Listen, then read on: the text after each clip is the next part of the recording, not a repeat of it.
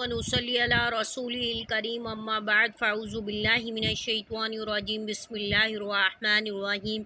मैं हूँ Amat Rahman advance Islamic grooming Karachi Pakistan से। अस्सलामु अलैकुम व रहमतुल्लाहि व बरकातुहू। उम्मीद है कि सब लोग खैर आफियत के साथ होंगे। जैसा कि आप स्क्रीन पर शो हो रहा है कि आज का जो हमारा टॉपिक है फ़िक़्ह की क्लास का, वो क्या है, वो गुस्ल के अहकाम है कि गुस्ल के अहकाम क्या हैं, गुस्ल के बारे में उसके फ़राइज़ क्या हैं और उसकी सुनन क्या है, उसके बारे में आज हम बात करेंगे। तो सबसे पहले हम शुरू करते हैं गुस्ल के अहकाम में, गुस्ल के फ़राइज़ के। गुस्ल के कितने फ़राइज़ हैं?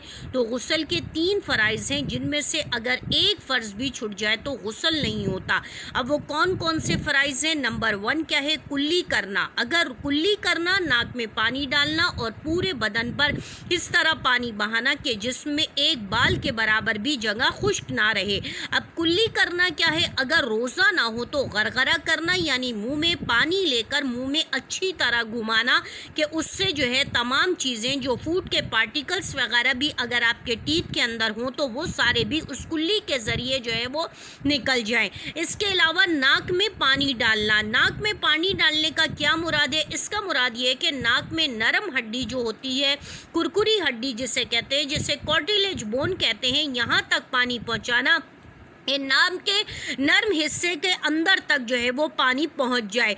इसका बेहतर तरीका ये है कि आप 2 मरतबा तो कुल्ली करें अच्छे तरीके से, 3 मरतबा एक घूंट पानी पी लें तो फुक़हा इकराम कहते हैं कि आपके अंदर कोई शक व शुबात की कोई गुंजाइश नहीं रहेगी और आपकी कुल्ली जो है वो अच्छे तरीके से हो जाएगी।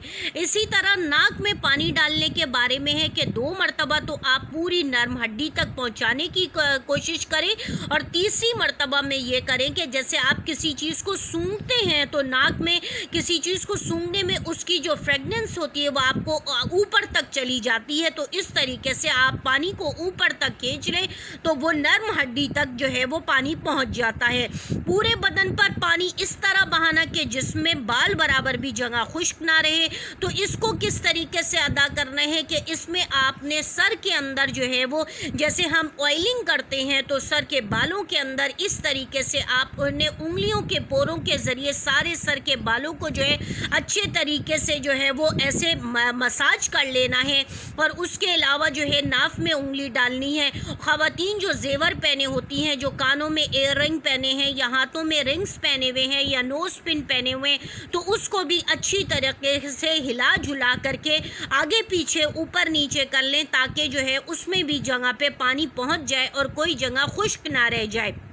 इसके अलावा इसका तरीक़ा उलमा फ़ुक़हा इकराम ने इस तरह भी बताया है कि 3 लब जो है वो आगे सर से डाले जाएं, जो पूरे पाँव तक जाएं। 3 लब जो है वो आगे से डाले जाएं, 3 लब पीछे से, 3 लब राइट से, 3 लब लेफ़्ट से। तो इसमें कोई गुंजाइश नहीं होती, कोई शक व शुबा नहीं होता कि पानी पूरे जिस्म पर पहुँच ना जाए।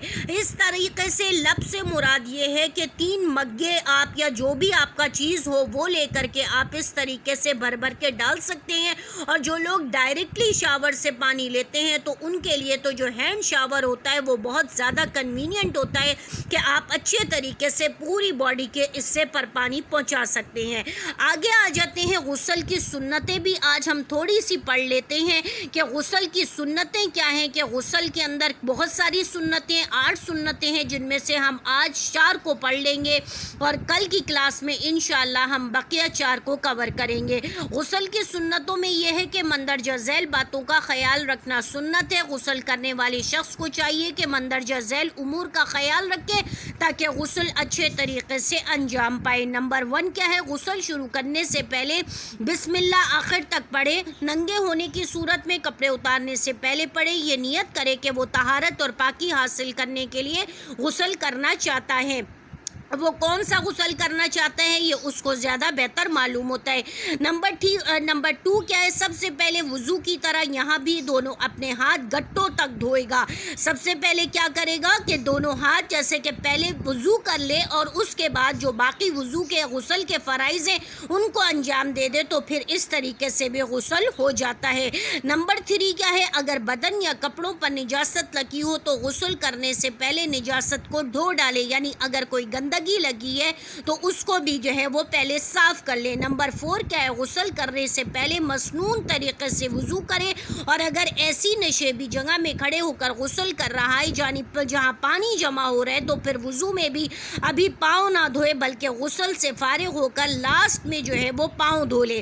اس کا کیا مطلب ہوا ہے کہ یعنی کہیں ایسی جگہ پہ بیٹھ کر کے آپ جو ہے غسل کر رہے ہیں یا آپ وضو کر رہے ہیں کہ جہاں پہ سارا پانی جو ہے کچی مٹی ہے، کوئی کھیت ہے یا کوئی نرم جگہ ہے، تو وہاں پہ بیٹھ کر کے کسی نہر کے کنارے، کسی حوض کے کنارے آپ جو ہے وہ غسل کر رہے ہیں تو وہاں پہ کیا ہوتا ہے کہ نیچے آپ کے پاؤں کے پاس آپ کا جو جسم کا پانی ہوتا ہے وہ جمع ہونا شروع ہو جاتا ہے۔ تو اس حالت میں آپ نے جو پاؤں ہیں وہ سب سے آخر میں پہلے آپ نے وضو کر لینا ہے، غسل کر لینا ہے، غسل کے فرائض ادا کر لینے، لاسٹ میں آپ کو پاؤں تھوڑے اوپر کر کے دوسری جگہ پہ جگہ تبدیل کر لیجئے گا، اور جگہ تبدیل کر کے جہاں پہ پانی جمع نہ ہو، تھوڑی خشک جگہ ہو یا دوسری نئی جگہ ہو، وہاں جا کے لاسٹ میں آپ پاؤں دھو لیجئے، اور پاؤں جب دھو لیں گے تو پھر آپ کا غسل مکمل ہو جائے گا۔ نمبر 5 میں ہے کہ اپنے پورے بدن پر 3 مرتبہ پانی بہانا، جیسے کہ آپ کو میں نے پہلے بتا دیا ہے کہ پورے بدن پر پانی کس طریقے سے بہانا ہے، اس کے بارے میں بھی بات کر لیتے ہیں۔ اب ایسا کرتے ہیں کہ پورے 8 پوائنٹ پڑھ ہی دیتے ہیں، کیونکہ پھر کل کی کلاس میں ہم نیا ٹاپک شروع کر لیں گے۔ تو پورے بدن پر 3 مرتبہ پانی اس طرح بہا لے کہ فقہاء اکرام نے بتایا کہ 3 مگے پانی آگے سے، پیچھے سے، دائیں سے، بائیں سے، اوپر سے نیچے تک ڈال دیں، تو اس سے کوئی جو ہے شک و شبے کی گنجائش نہیں رہتی ہے۔ نمبر 6 ہے کہ سب سے پہلے سر پر پانی ڈالیں، پھر دائیں کندھے پر، پھر بائیں کندھے پر، اور پھر اپنے پورے بدن پر پانی بہائیں۔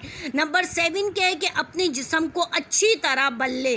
اب نمبر 7 کیا ہے، اپنے جسم کو اچھی طریقے سے، تاکہ اگر کوئی حصہ خشک بھی رہ جائے تو وہ بھی کور ہو جائے۔ اور نمبر 8 کیا ہے کہ اپنے بدن کے ہر اعضاء پر 3 مرتبہ پانی بہانا جو ہے غسل کی سنت ہے۔ اگر آپ نے 1 مرتبہ بھی بہا لیا تو بھی کافی ہے، لیکن اگر 3 مرتبہ بہا لیں گے تو شک کی کوئی گنجائش نہیں رہے گی، اور اس طریقے سے آپ کا صحیح طریقے سے، سنت طریقے سے پورا غسل کمپلیٹ ہو جائے گا۔